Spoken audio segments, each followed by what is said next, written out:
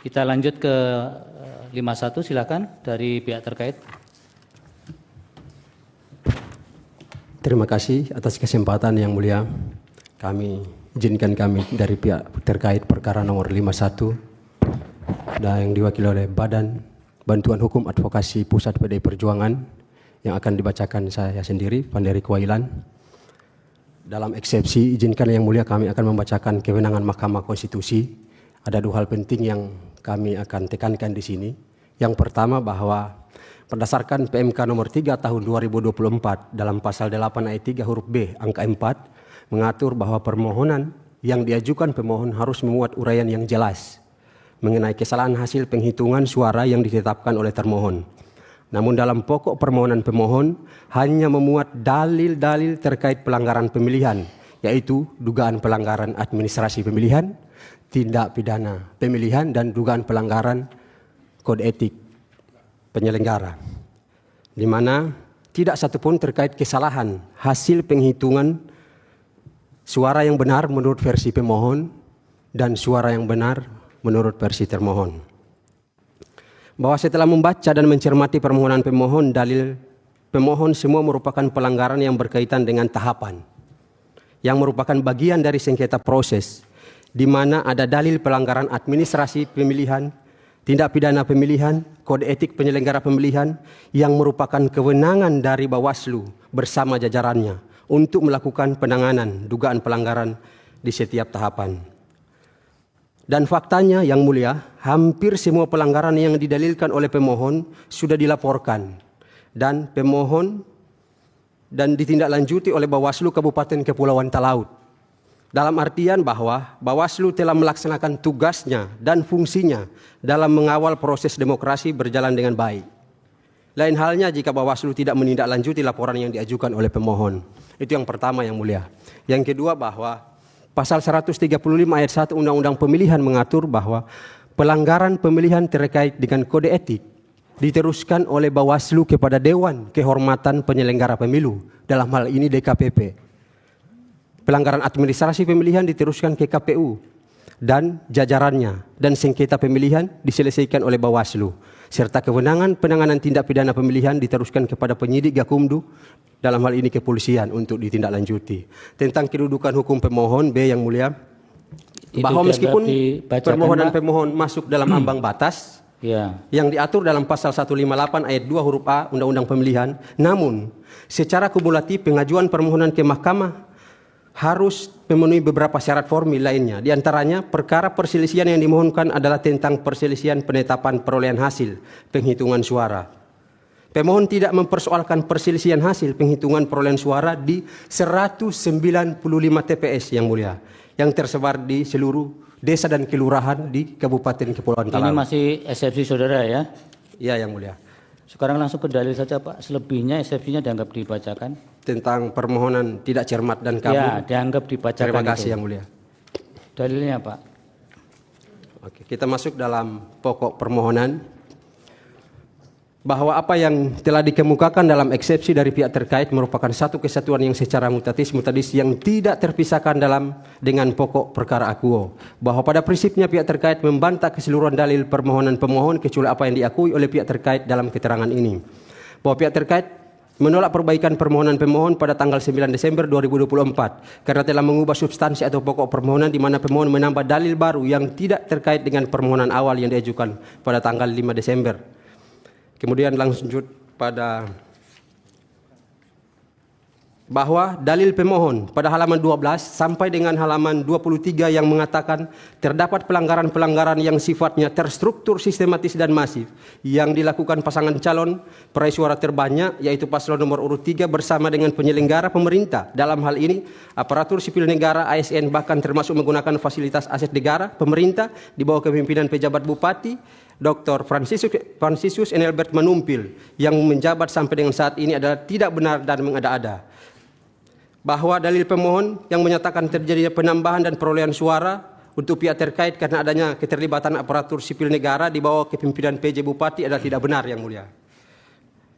Itu merupakan tuduhan yang memutarbalikkan fakta. Justru yang melibatkan aparatur sipil negara ASN secara terstruktur, sistematis, dan masif adalah pemohon sendiri. Kami punya buktinya. Ya, berkaitan dengan dalil berikutnya, selebihnya dianggap dibacakan. Terima kasih Yang Mulia. Dalil selanjutnya, Pak. Bahwa pemohon setelah mendapatkan suara terbanyak kedua dalam hasil rekapitulasi penghitungan suara sementara versi hitung cepat Sirekap KPU yang didasarkan pada C hasil KWK Bupati di 195 TPS yang tersebar di setiap desa dan kelurahan di Kabupaten Kepulauan Talaut, barulah mencari segala macam cara untuk menolak hasil rekapitulasi penghitungan suara dan menyatakan tidak menerima hasil tersebut. Pemohon mengkambing hitamkan atau menuduh adanya pelanggaran. Ya, pelanggaran Pak, yang dilakukan. Itu dianggap dibacakan selebihnya itu.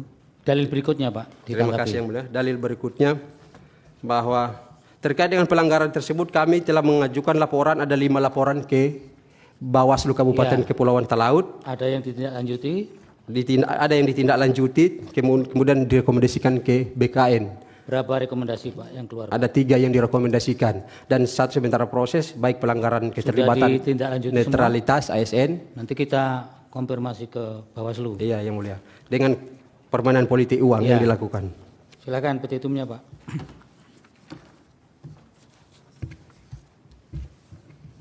Baik, terima kasih. Kami akan lanjutkan dengan petitum. Berkenan dengan uraian di atas dan alasan-alasan yang dikemukakan, pihak terkait dengan ini memohon kepada Majelis Hakim yang Mulia Konstitusi agar berkenan memberikan putusan sebagai berikut. Dalam eksepsi 1. Menerima seluruh dalil eksepsi pihak terkait. 2. Menyatakan permohonan pemohon tidak dapat diterima. Dalam pokok perkara, 1. Menolak permohonan pemohon untuk seluruhnya. 2. Menyatakan sah dan mengikat secara hukum keputusan Komisi Pemilihan Umum Kabupaten Kepulauan Talaut nomor 1259 tahun 2024 tentang penetapan hasil pemilihan Bupati dan Wakil Bupati Kabupaten Kepulauan Talaut tahun 2024 hari Selasa tanggal 3 Desember tahun 2024 pukul 00.17 WITA. Junto berita acara dan sertifikasi rekapitulasi penghitungan perolehan suara dari setiap kecamatan dalam pemilihan Bupati dan Wakil Bupati tahun 2024. 3. Menyatakan penetapan pasangan calon nomor urut 3 atas nama pasangan calon Bupati dan Wakil Bupati nomor urut 3 atas nama Anisya Grecia Bambungan SE sebagai pasangan calon terpilih dalam pemilihan umum Bupati dan Wakil Bupati Kabupaten Kepulauan Talaut tahun 2024 yang sah menurut hukum. 4. Menetapkan pasangan calon Bupati dan Wakil Bupati nomor urut 3 atas nama Weli Tita dan Anisya Grecia Bambungan SE peraih suara terbanyak pertama sebagai pemenang pada pemilihan Bupati dan Wakil Bupati Kabupaten Kepulauan Talaut tahun 2024. Kelima, memerintahkan termohon untuk melaksanakan putusan ini. Atau apabila Majelis Hakim Konstitusi yang Mulia berpendapat lain, kami mohon agar dijatuhkan putusan yang seadil-adilnya. Hormat kami, kuasa hukum Weli Tita dan Anisya Grecia Bambungan. Terima kasih Yang Mulia. Baik, dari Bawaslu silakan. Baik, terima kasih Yang Mulia. Izinkan kami Bawaslu Kabupaten Kepulauan Talaut akan membacakan keterangan kami terhadap perkara nomor register 51 bahwa pemohon pada pokoknya mendalilkan terjadinya selisih perolehan suara antar pemohon dengan pasangan calon peraih suara terbanyak, yaitu pasangan calon nomor urut 3 adalah sejumlah 745 suara sebagaimana dijelaskan pada pokok permohonan nomor 1 halaman 11 sampai dengan 12 terhadap dalil pemohon tersebut. Berikut keterangan Bawaslu Kabupaten Kepulauan Talaut bahwa berkenaan dengan dalil pemohon aku tidak terdapat laporan atau temuan pelanggaran pemilihan dan permohonan sengketa pemilihan, bahwa berdasarkan hasil pengawasan Bawaslu Kabupaten Kepulauan Talaut pada saat penetapan perolehan suara calon Bupati dan Wakil Bupati tidak ada keberatan dari calon Bupati dan Wakil Bupati nomor urut 2 terkait selisih hasil perolehan suara antar paslon nomor urut 2 dengan paslon nomor urut 3. Selanjutnya, kedua, bahwa pemohon pada pokoknya mendalilkan pelanggaran yang dilakukan pasangan calon peraih suara terbanyak, yaitu paslon nomor urut 3 yang melibatkan aparatur sipil negara aktif sebagaimana dijelaskan pada pokok permohonan nomor 2, 1 huruf A, B, C, D, F, G, dan I halaman 12 sampai 24, 2 huruf A halaman 24 sampai 27 terhadap dalil pemohon tersebut berikut keterangan Bawaslu Kabupaten Kepulauan Talaut. Yang langsung ke ini Pak, yang berkaitan dengan rekomendasi yang disampaikan pihak terkait tadi. Ya baik, berkaitan dengan rekomendasi yang itu saja dijawab Pak. ya Ada berapa rekomendasi? rekomendasi yang disampaikan oleh pihak terkait ada 4 rekomendasi pelanggaran Apa saja itu Pak? ASN dan kemudian diproses dan ditindaklanjuti ke BKN. Sudah ditindaklanjuti? Ya. Itu yang berkaitan dengan ASN ya Pak ya? Ya. ASN sudah ditindaklanjuti. Rekomendasi nomor berapa itu Pak? Nomornya Pak?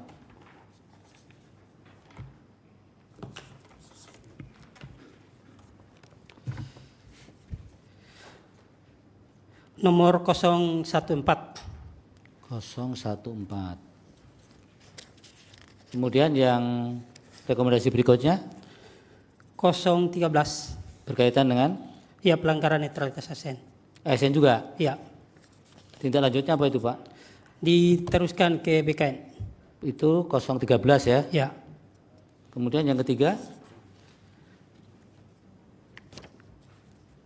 rekomendasi apa? 3 laporan satu laporan 008 berkaitan dengan pelanggaran netralitas ASN juga di Nomor berapa teruskan. itu? 008. 008. Sudah tindak lanjuti juga? Ya. Netralitas ASN juga? Ya. Terus yang keempat?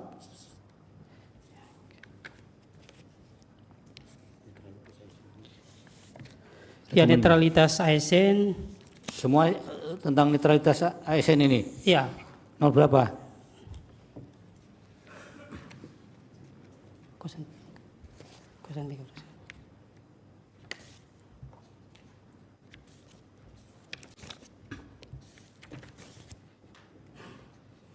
016. Enggak ada lagi selain ini rekomendasi? Ya. Tidak. Ya, tidak ada. Pak, berkaitan dengan plano yang tidak ada dalam kotak itu di TPS 2, TPS 3 dan bagaimana soal itu? Yang didalilkan pemohon. Ada ya, baik, laporan? Yang Mulia. Ya, berkaitan dengan C plano yang tertukar itu dari hasil pengawasan jajaran kami di Kecamatan Melengkuane bahwa di dalam hasil pleno itu terdapat C plano gubernur yang tidak ada di dalam kotak, ternyata berada di kotaknya kabupaten. Kemudian yang berkaitan dengan data pengguna hak pilih di TPS 01 dan 3 ada perbedaan? Dari hasil pengawasan tidak ada perbedaan.